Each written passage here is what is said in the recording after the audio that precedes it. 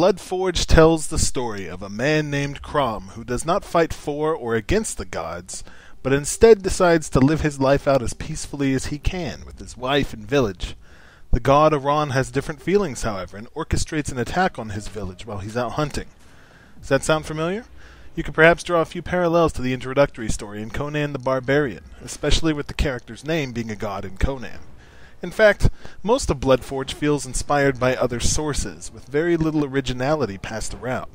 The visuals are very reminiscent of the movie 300, using lots of reds and blacks in the midst of a heavily stylized, almost comic book feel. Even the motivation for the main character apes another popular combat game. The gods have intervened in your life and killed somebody you loved, and now you're only concerned with vengeance? Sound familiar? Familiarity is a common theme in Bloodforge.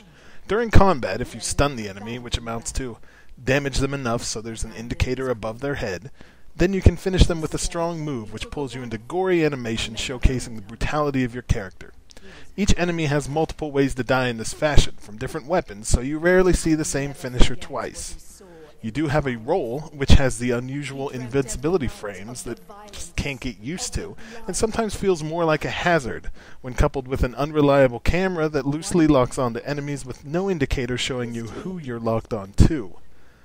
Ultimately, the combat is an uphill battle, with an unreliable lock-on system and an unusually swaying camera complicating things. Unfortunately, there's another problem that involves the combat. You see, Bloodforge offers no difficulty selection. Normally this isn't a big deal, but Bloodforge gives you no way to restore your health beyond scattered life restoration drops. These drops are only available at predetermined points as you progress. I mean, you're not getting them from any enemies or anything like that.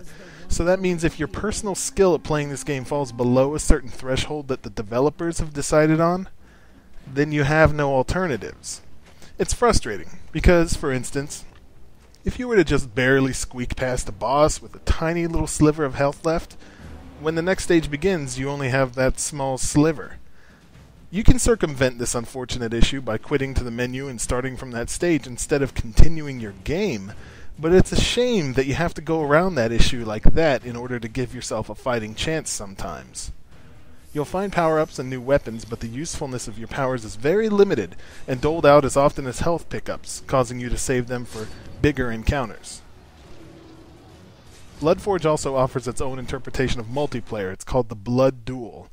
Blood Duel can be activated when starting a new game, and it serves as a leaderboard showing who has spilled the most blood in a level. However, even that is settled by simple numbers for the player's score. There's also a challenges section, with the ability to tweak modifiers for the enemies to get more blood, points, and challenge your friends to beat your score. It's a nice attempt to give the player more experience fighting, and it's good in small doses. The modifier types you can adjust are things like giving the enemies a magic shield, or making the enemies hit harder whenever they hit you, as well as modifiers that affect you in your own damage output, or say you can't use any magic anymore, or you can even do things to benefit yourself by making your attacks stronger but give you less points.